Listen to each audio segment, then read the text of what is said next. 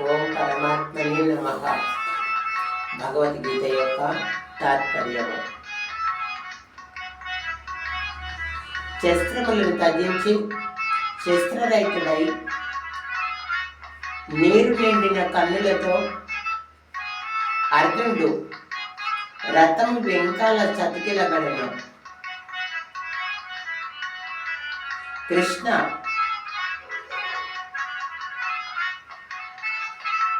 శస్త్రములు త్యజించి శస్త్రరహితుడై అస్తువులు నిండిన కన్నులతో వణుకుచు శస్త్రములను ధరణిపై పడవేసి కష్ట నష్టములు నెరిగినచో దాంతో నన్ను ఎవరైనా శస్త్రములతో త్యజించినను నాకు ఇష్టమే కృష్ణ అని ఈ రకంగా పలికెను.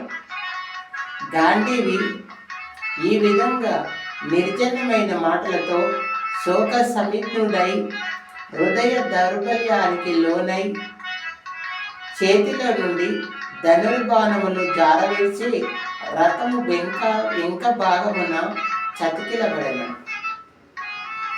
ఏవముక్తార్జున సాంఖ్యే రథోత్సం ఉపవాశ్రితం విసృజం సంశరం శోక సమిగ్న మానస.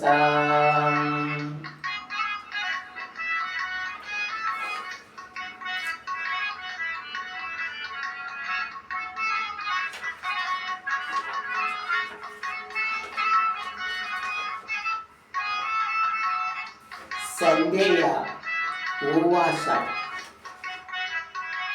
తం తదా కృపయావిష్టం మస్తు పూర్ణకులేక్షణం విసీదం ఇదం వాక్యం మువాచ మధుసూదన కుతస్మలకష్మలం ఇదం విషయమే సముపార్చితం అనార్దుష్టమస్సర్గం అకీర్తికరమర్జున కర్యమాహ గతం పార్థ నైతత్వముపద్యతే శూద్రం హృదయ దౌర్బల్యం చత్వోత్తిష్ట పరంతప.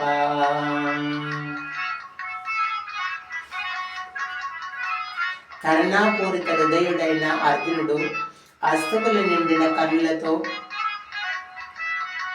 శోక సమిగ్నంతో చతికిలబడిన వేళ శ్రీకృష్ణ భగవానుడు ఇట్లు పలికెను పాడుతుంటూ. రణరంగములో అందరు యుద్ధ సంసిద్ధులై ఈ తరుణంలో నీకు ఈ మోహం ఎప్పటి నుండి దాపరించినది అర్జున? ఇది నీలాంటి వీరులు చేయదగిన పని కాదు. స్వర్గం ఇచ్చినది కాదు, కీర్తినిచ్చినది కాదు. తగని సమయంలో నీకు పిరికితనమేళ, నీకిది ఉచితము కాదు పరంతప. శూద్రమైన నీ దౌర్బల్యం వీడి యుద్ధములకు సిద్ధమై లెమ్ము ధనంజయ. అర్జునుడు ఈ రకంగా పలికెను. మధుసూదన, పూజ్యులైన భీష్మ పితామహులను ద్రోణాచార్యులను యుద్ధంలో ఎదిరించి నేనెట్లు పోరాడగలను? ఈ ఇరువురు నాకు పరమ పూజ్యులు. మహానుభావులైన గురువులను చంపడానికి బదులు భిక్షం ఎత్తుకోనైనా జీవించడమే మేలు కృష్ణ. వీరిని చంపి రక్త శిథిలమైన రాజ్యమును భోగభాగ్యములను నేను అనుభవించగలనా? ఈ యుద్ధము చేయుట శ్రేయస్కరమా, చేయకపోవుట శ్రేయస్కరమా? ఈ యుద్ధమున వారిని మనము జయింతుమా, లేక వారు మనను జయింతురా? ఆత్మీయులైన ధాతరాష్ట్రులే మనల ఎదుట నిలిచి పోరాడుచున్నారు. వారిని చంపి మనము హాయిగా జీవించగలమా మాధవ?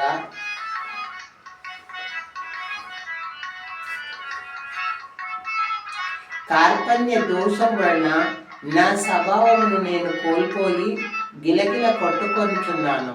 కృష్ణ, ధర్మ అధర్మములు తెలియక నా కర్తవ్యము నేను నిర్ణయించలేకున్నాను. నాకు ఏది మేలు జరుగునో తెలుపుము. నేను నీ శిష్యుడను, శరణాగతుడను.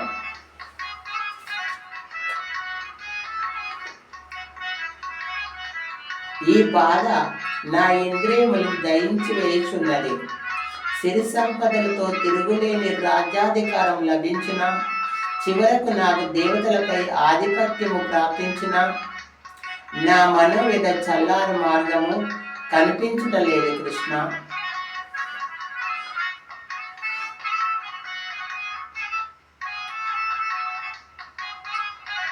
సంజయుడు ఈ రకంగా పలికెను: ఓ మహారాజా, ఆవేదన పూరిత హృదయముతో కిన్యుడైన అర్జునుడు శ్రీకృష్ణుని ఈ చల్లారని మనోయేద నన్ను పూర్తిగా గ్రహించి వేయుచున్నది. నేను యుద్ధము చేయకున్నాను, చేయగలనని స్పష్టంగా పలికి ఊరకున్నాడు. రణరంగమున ఉభయ శ్రేణుల మధ్యన శోక సమిద్ధుడై ఏమి చేయవలనో అర్థము కాక కొట్టుమిట్టాడుచున్న అర్జునుడు చూసి శ్రీకృష్ణ భగవానుడు మందవాసముతో ఇట్లు పలికెను: అశోచానన్యశోచత్వం ప్రజ్ఞావాదం చ భాససే గతాసో నా గతాసో చ నానుశోషంతి పండితః నత్వేహం జంతునాశం నత్వం మేనే జనాధిపా నసేవనా భవుష్యామి సర్వే వయమతం పరాం దేహినోస్మిన్ యదా దేహే కౌమారం యవ్వనం జరా తదా దేహాంతర ప్రాప్తి దేద తస్ర నముష్యతి.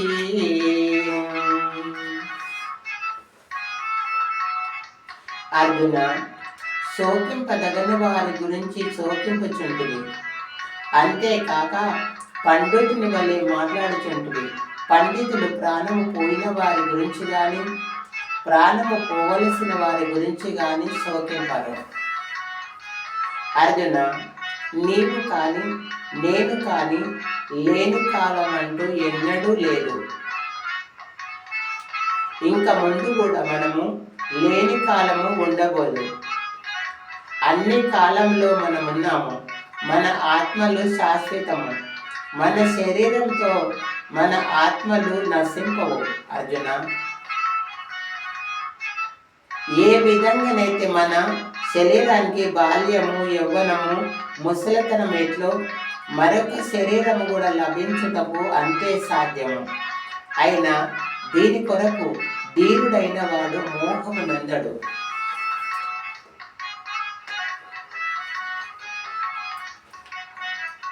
కౌంతేయ, విషయేంద్రియ సంయోగం వలన శీతోష్ణములు సుఖదుఖములు కలుగును. అవి వస్తుంటాయి, పోతుంటాయి. అవి శాశ్వతము కావు. వాటిని పట్టించుకోవలదు. ఏలనన్నా ఓ పురుషోత్తమ, వీరుడైన వాడు సుఖదుఖములను అన్ని కాలంలో సమానముగా పరిగణించును. అట్టి వారిని విషయేంద్రియ సంయోగములు సలింపజేయజాలవు. అతడే అన్ని విధముల మోక్షమునకు అర్హుడు. అనిత్యమైన దానికి ఉనికి లేదు, ఉనికి ఉన్నదానికి లేమియూ లేదు. ఈ విధంగా ఈ రెండింటి వాస్తవ రూపములు తత్వజ్ఞానియే గ్రహించగలడు. నాశరహితమైన తత్వమును జగతంతయు వ్యాపించి ఉన్నది. శాశ్వతమైన ఆ తత్వమే పరమాత్మ తత్వము. ఆ పరమాత్మ తత్వాన్ని ఎవ్వరు నాశనము చేయగలరని తెలుసుకొనము. ధనంజయ, శరీరములన్నీ నశింపవలసినే అర్జున. కానీ మన ఆత్మలు మాత్రము నాశరహితము, అవి అప్రమేయము, అనిర్వచనము. ఈ సత్యమును గ్రహించి యుద్ధము చేయుము అర్జున.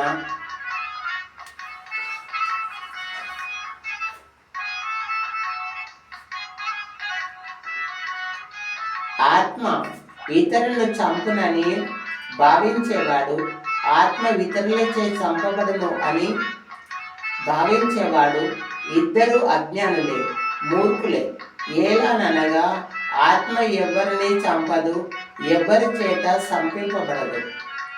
ఆత్మ ఏ కాలమునందు పుట్టినది కాదు, పుట్టి కొన్నాళ్ళు ఉండి అది అజ్ఞేయము, జన్మ లేనిది, భావ వికారములు లేనిది, సత్యమైనది, నిత్యమైనది, శాశ్వతమైనది, సనాతనమైనది, అచలోయనమైనది. శరీరము చంపబడిన ఆత్మకు చావు లేదు.